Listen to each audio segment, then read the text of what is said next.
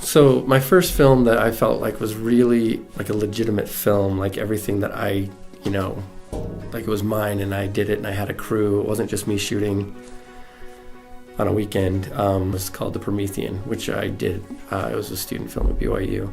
I got some grants and put it on credit cards and all that stuff, and we just made this short film. It was like a modern retelling of the myth of Prometheus, and it was an idea that I had for a long time that I was worked on, and finally I had this idea about this guy who just got killed over and over every day, and I was like, how does that work story-wise? And then I realized that it was similar to the myth of Prometheus, and so I just kind of combined them, and that was like my first one. I made that in, I made it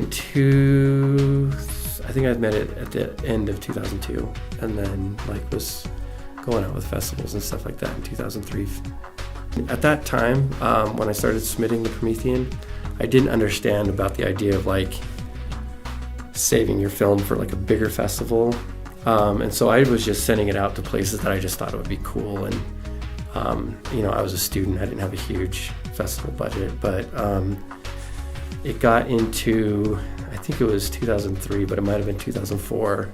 I got into CineQuest, and it played there. That was my first big festival. And because it was big, I was reading Chris Gore's Film Festival Survival Guidebook. And at that time, it was one of the top 10. He had listed it as one of the top 10 film festivals.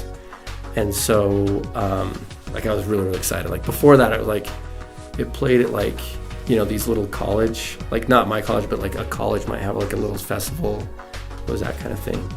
So it got there, and then it actually won Best Student Short there in that time. And that kind of really leveraged me into being able to make my senior film.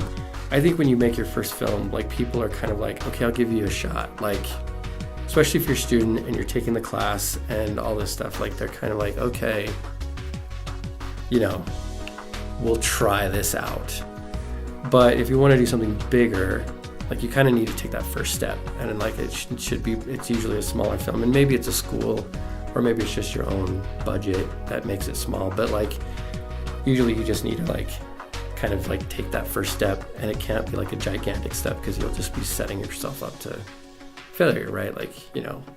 There's no way I could have directed the feature film I just did at that point in my life when I was making The Promethean. The Promethean was made from very, very much my vision, and I was a student, so I didn't really have to compromise on a lot of things. But being able to make that really, because it was played at festivals and stuff like that, it showed a lot of people, and by a lot of people, I mean people in my school, I was an actual, this guy's an actual director. So when I went to try to do my next film, which had a lot of VFX, I mean, it was so much bigger, even though it has the exact same running time. It was such a huge undertaking that without The Promethean, they would have never let that happen, right? If I would have walked in Kohl and was you guys don't know what I've ever done, I want to do this huge thing, they would have been what? But they were oh no, Kohl just did The Promethean, it turned out really well, it did well at festivals, and so now let's facilitate his next step. So, and it's also just in the minds of your crew, there was a lot of times when, up until you make your first film, if you're at film school or whatever, and you're helping other people on your projects, people see you as just a student who's trying to do it. And there was a lot of students who just will make their first film, and then they never make anything again. It didn't do what it wanted or whatever. Sometimes I talk about this when I do presentations about being a director, about managing people's perceptions of you. Filmmaking is such a huge collaboration. You need to manage what people think of you.